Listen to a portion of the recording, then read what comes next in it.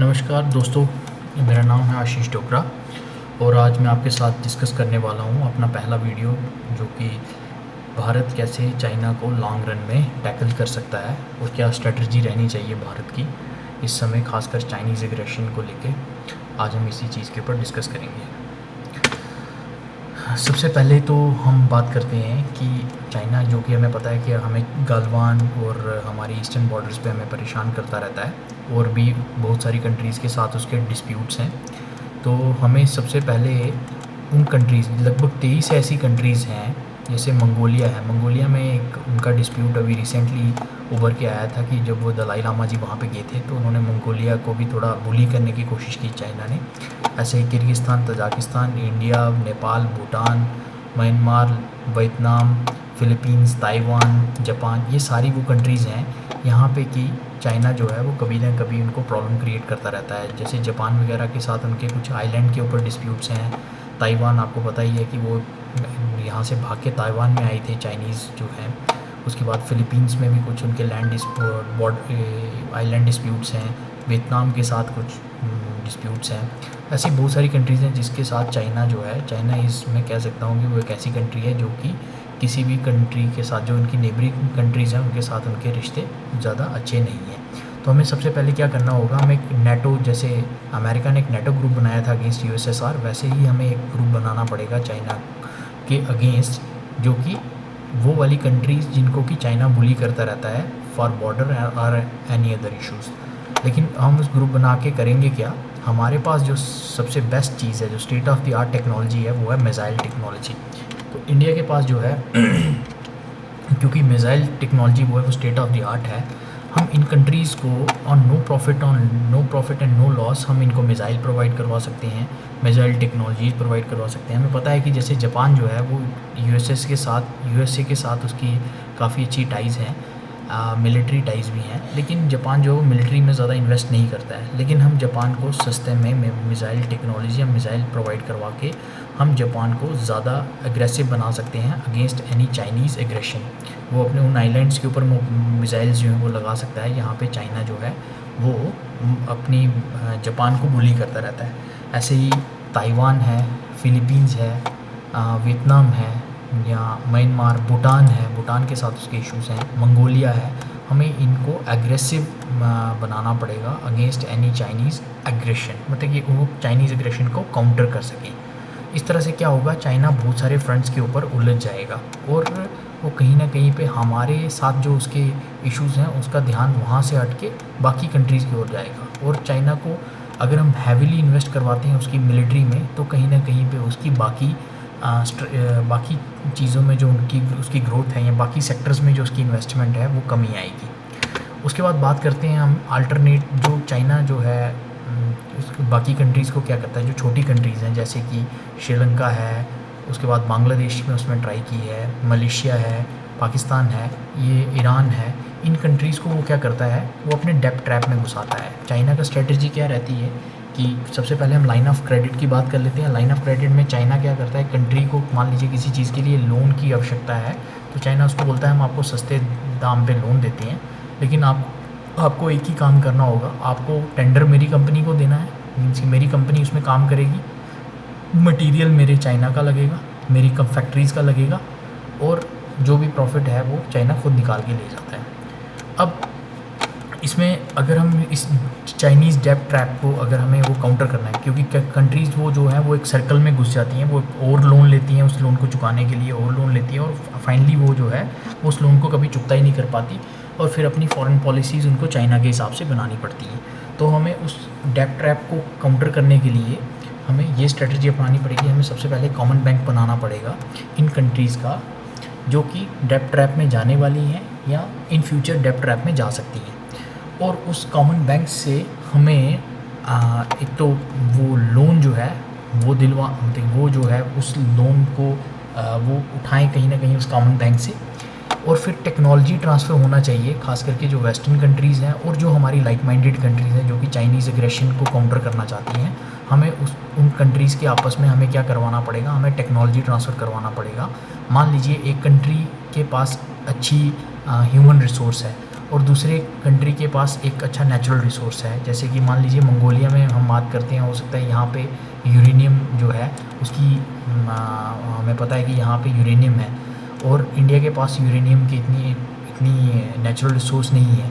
तो हम क्या कर सकते हैं, इंडिया का ह्यूमन रिसोर्स और कैपिटल, या वियतनाम का ह्यूमन रिसोर्स इंडिया की कैपिटल, हम यहाँ पे इन्वेस्ट करके वहाँ से यूरेनियम जो है वो एक्सट्रैक्ट करके हम इन कंट्रीज़ के साथ वो चीज़ें जो है वो शेयर कर सकते हैं। ऐसे ही बात करते हैं हम जो एक्सचेंज ऑफ रिसोर्सेज जो हम बता चुके हैं, जो कैसे हम एक दूसरे के रिसोर्सेज, ह्यूमन रिसोर्स हो, नेचुरल रिसोर्स हो, किसी कंट्री के पास कुछ भी हो सकता है, ऑयल रिसोर्सेज हो लेकिन एक्सट्रैक्शन की हो सकता है उनके पास पावर नहीं है या पैसा नहीं है, हम उनको वो सपोर्ट करके जो है उस चाइनीज़ डेब्ट ट्रैप से भी बाहर निकाल सकते हैं, और टेक्नोलॉजी में भी हम एडवांसमेंट हासिल कर सकते हैं अगेंस्ट चाइना। उसके बाद इन मेयर्स का आउटकम क्या रहेगा कि सबसे पहले जो पहले चाइना उनकी फॉरेन पॉलिसी जो है उनको मेंड करवा रहा था, अब हम अपने हिसाब से उनकी पॉलिसी, मतलब वो जो कॉमन एक पॉलिसी होगी that is against the China, तो हम एक एंटी चाइनीज़ पॉलिसी उन कंट्रीज़ की फॉरेन पॉलिसी फ्रेम करने में उनकी हेल्प कर सकते हैं। फिर उसके बाद जो कंट्रीज़ ये चार सारी चीज़ें आपस में शेयर करती हैं, तो वो कहीं ना कहीं पे उनकी आपस में एक स्ट्रॉन्ग बॉन्डिंग बन जाती है। जैसे कि हम इन द पास्ट हम देख चुके हैं, यूएस से ब्रिटेन या फ्रांस जो कि शायद डिफरेंट आइडियोलॉजीज़ की कंट्री थी, लेकिन अब वो क्योंकि नाटो या और अदर ग्रुप्स फोरम में वो साथ में हैं, तो अब उनके बीच में काफ़ी एक अच्छी बॉन्डिंग है, और वो डिसाइड करते हैं कि वर्ल्ड अब किस तरफ चलेगा या किस तरह से चलेगा। वैसे ही हम टेक्नोलॉजी सुपीरियरिटी हासिल कर सकते हैं। हो सकता है एक साइड वर्ल्ड की कुछ एक कंट्रीज़ जो है, जैसे इंडिया के पास इसरो है, इसरो जो है वो आज की डेट में उसने कुछ एडवांसमेंट हासिल कर ली है कि कैसे स्पेस में लो कास्ट इन जो है सैटेलाइट्स को कैसे लो कास्ट के थ्रू वो लॉन्च कर सकते हैं, वो इंडिया ने वो चीज़ हासिल कर ली है। हो सकता है कि जो आने वाले टाइम पे मंगोलिया या फिर जापान जो है, इनके पास क्या है कि अच्छी टेक्नोलॉजी की सैटेलाइट्स ये बना सकते हैं, और इंडिया उनकी सैटेलाइट लॉन्च करवा सकता है। हम कम्युनिकेशन में और बहुत सारी चीज़ों में हम ये एडवांसमेंट जो है ये शेयर कर सकते हैं, और चाइना के ऊपर जो है वो एक टेक्नोलॉजी सुपीरियरिटी हम हासिल कर सकते हैं। वो चाहे वेपन में भी हो सकता है, वो अंडरग्राउंड अंडर वाटर जो है हमारी सबमरीन्स में भी हो सकता है। हम कैसे लो कॉस्ट सबमरीन्स काफ़ी हाई जो जिसका इन्फ्लुएंस हो, उस तरह की हम चीज़ें जो हैं वो जॉइंटली डेवलप कर सकते हैं। फ़्लाइट जैसे जहाज़ हैं, हमारे फाइटर प्लेन्स हैं, हम कैसे जल्दी से जल्दी और लो कॉस्ट में हम उनको डेवलप कर सकते हैं। वैसे ही चाइना की जैसे डोमिनेंस है साउथ और ईस्ट चाइना सी में, अगर हम इन कंट्रीज़ का एक संगठन बना लेते हैं, तो हम इस टेक्नोलॉजी सुपीरियरिटी से हम इस चाइनीज़ एग्रेशन को, जो कि साउथ चाइना और ईस्ट चाइना सी में आर्टिफिशियल आइलैंड्स बना के चाइना जो है वो धीरे धीरे आगे बढ़ता जा रहा है। हर साल उसकी बाउंड्री जो है, जो मैरीटाइम जो बाउंड्री है वो कुछ किलोमीटर जो है वो कुछ 100 किलोमीटर आगे बढ़ती जाती है। इसको हम काउंटर कर सकते हैं अगर हम ये चीज़ें यहाँ पे हासिल कर लेते हैं। इसके साथ अगर हम बात करते हैं, ये तो आगे की हमें, अब बात करते हैं कि जो चाइना ने जो इमीडिएटली चीज़ें जो है जो करने लायक हैं वो है कि जैसे हम जानते हैं कि ये है शिनजियांग प्रोविंस चाइना का, लेकिन ये आपको पता है कि 1949 से पहले ये जो है ये ईस्ट तुर्किस्तान था, मतलब ये तुर्किस्तान का हिस्सा था। यहाँ पे आज भी काफ़ी ज़्यादा मुस्लिम पॉपुलेशन रहती है, इवन कि मैं कहता हूँ majority of the population is Muslim here. तो इन लोगों को रिलीजियस फ्रीडम नहीं है, ये अपने रिलीजियस रिचुअल्स जो हैं वो अदा नहीं कर सकते। जैसे हम देखते हैं कि ईद वगैरह बाकी कंट्रीज़ में मनाई जाती है, या फिर हम रमज़ान का बात करते हैं, इनको वो बिल्कुल इजाज़त नहीं है, और इनको मोर ओवर कंसंट्रेशन कैंप्स में रखा जाता है। हम अभी भी मान के चलते हैं कि 10 लाख लोगों को आज भी कंसंट्रेशन कैंप में चाइना ने रखा हुआ है, और इनका जीनोसाइड, यहाँ पे अगर कोई प्रोटेस्ट करता है या जो कुछ भी है तो उन पूरे के पूरे ग्रुप्स को ख़त्म कर दिया जाता है, पूरी की पूरी फैमिलीज़ को ख़त्म कर दिया जाता है। तो हमें ये मुद्दा जो है ये मुस्लिम वर्ल्ड में लेके जाना है। इस साइड जो हमारी कंट्रीज़ हैं, जैसे सऊदी कंट्रीज़ हैं, यूएई है, या फिर और जो मुस्लिम कंट्रीज़ हैं, जो लगभग 60 कंट्रीज़ ऐसी हैं जो मुस्लिम कंट्रीज़ हैं, उन कंट्रीज़ में इन मुद्दों को उठाना है कि आपके ये मुस्लिम ब्रदर्स हैं, इनको रिलीजियस फ्रीडम ही नहीं है, इनको मार दिया जाता है रिलीजियस अगर ये रिचुअल्स अदा करते हैं। और बाकी जो इंटरनेशनल फोरम्स हैं, जैसे कि यूनाइटेड नेशंस के कुछ फोरम्स हैं, और जो EU वगैरह में हमें इन मुद्दों को, हमारी इनकी जो फ्रीडम स्ट्रगल है उसको फिर से ज़िंदा करना पड़ेगा। शिनजियांग की जो तुर्किस्तान है यहाँ पे, ये इन्हीं का पहले हिस्सा था। हमें ये यकीन दिलाना है कि आप लोगों को आज़ादी मिल सकती है, आपको थोड़ा सा स्ट्रगल करने की ज़रूरत है, और हमें साइलेंटली या इनडायरेक्टली हमें इस फ्रीडम स्ट्रगल को सपोर्ट करना है।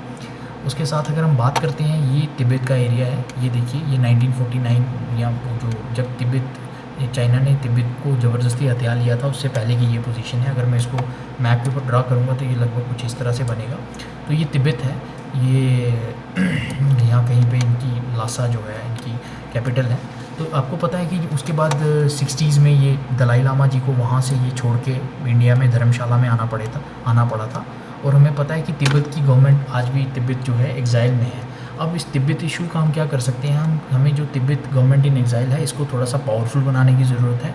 इनकी एम्बेसीज़ जो हैं वो डिफरेंट कंट्रीज़ में हम खुलवाने में इनकी हेल्प कर सकते हैं। वेस्टर्न कंट्रीज़ हैं, यूएस है, ब्रिटेन है, फ्रांस है, जर्मनी है, हम इन कंट्रीज़ में इनकी एम्बेसीज़ खुलवा सकते हैं। जापान है, बुद्धिस्ट कंट्रीज़ हैं जो कि दलाई लामा जी को सपोर्ट, जो दलाई लामा जी की डायरेक्ट वो करते हैं, हम उन कंट्रीज़ में इनकी एम्बेसीज़ खुलवाने में हेल्प कर सकते हैं। हमें तिब्बत की जो लोग हैं जो इंडिया में रहते हैं उनको एक सेपरेट पासपोर्ट होल्ड करने की इजाज़त देनी होगी, ख़ास करके इंडियन सर्टिफिकेट के साथ जो है, ताकि वो एक स्ट्रॉन्ग नेशनलिज्म की फीलिंग आई तिब्बत में।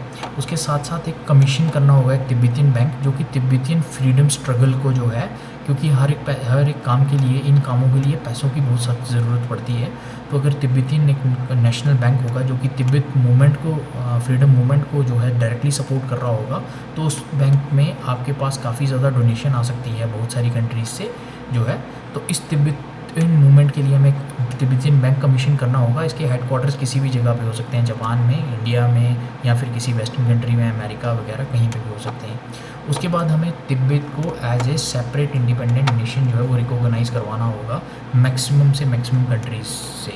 यूएस से करवा दिया, ब्रिटेन, अमेरिका, अफ्रीकन कंट्रीज़ हैं, बहुत सारी कंट्रीज़। हमें इस मुद्दे को फिर से ज़िंदा करना होगा तिब्बत को, ताकि चाइना को इस चीज़ के ऊपर उलझाया जा सके जो है। और अगर हम इस चीज़ में सक्सेसफुल हो जाते हैं इन दो चीज़ों में आने वाले 10 साल में, 20 साल में, तो अगर हम यहाँ से देखेंगे तो शिनजियांग जो है और ये है तिब्बत, तो अगर हम ध्यान से देखेंगे तो हम तो फिर चाइना के साथ कोई बॉर्डर ही शेयर नहीं करते। इसके साथ साथ हम और मुद्दों पे भी चाइना को भड़का सकते हैं, जैसे ये है हांगकांग का इशू। हांगकांग आपको पता है कि अगले लगभग 30-40 साल तक जो है वो चाइना की टेरिटरी नहीं है, वो सेपरेट डेमोक्रेटिक एक वो था, हम कह सकते हैं कंट्री था, लेकिन चाइना ज़बरदस्ती इसको अपने अंडर करने की कोशिश कर रहा है। तो हम हांगकांग के मुद्दे को सपोर्ट कर सकते हैं वर्ल्ड फोरम में। ताइवान, हम जैसे अभी पिछले दिनों देखा था कि ताइवान कोशिश कर रहा था वर्ल्ड हेल्थ ऑर्गेनाइजेशन में आने की, हम एटलीस्ट उनकी इस विचारधारा को सपोर्ट कर सकते हैं। हम एटलीस्ट उनकी स्टोरी को शेयर कर सकते हैं कि कैसे उन्होंने कोरोना वायरस को हराया अपनी कंट्री में। ताइवान को हमें सपोर्ट करना पड़ेगा। ताइवान का लिंक है, स्ट्रॉन्ग लिंक है चाइना, आप जाके उसको इंटरनेट के ऊपर सर्च कर सकते हैं, ये भी चाइनीज़ ही हैं। हमें इनको रिकॉग्नाइज़ करना पड़ेगा कि ये भी एक स्टेक होल्डर है चाइना में। और अगर हम इन मुद्दों को ज़िंदा कर पाए, जैसे मकाओ है, हांगकांग है, ताइवान है, तो चीन को कहीं ना कहीं हम इनकी इंटरनल पॉलिटिक्स में भी हम घुमा देंगे। तो अगर इन सब चीज़ों को अगर हम सक्सेसफुली इम्प्लीमेंट करवा पाते हैं तो मुझे लगता है कि हम चाइना की प्रॉब्लम से काफ़ी हद तक पार पा लेंगे। और जो चाइना का एग्रेशन है ईस्ट में, वेस्ट में, नॉर्थ में, साउथ में, हम सभी जगह पे उसको इंगेज करके चाइना को, इस प्रॉब्लम को आने वाले 10 या 15 साल में इस प्रॉब्लम से जो है हम सब पार पा लेंगे। इसी के साथ मैं आशा करता हूँ कि आपको ये मेरा लेक्चर अच्छा लगा होगा। मेरा ये पहला लेक्चर था, अगर कोई गलती हो गई है तो मुझे माफ़ कर दीजिएगा। मैं कोशिश करूँगा आगे इससे भी बेहतर लेक्चर बनाने की। Thanks for listening friends.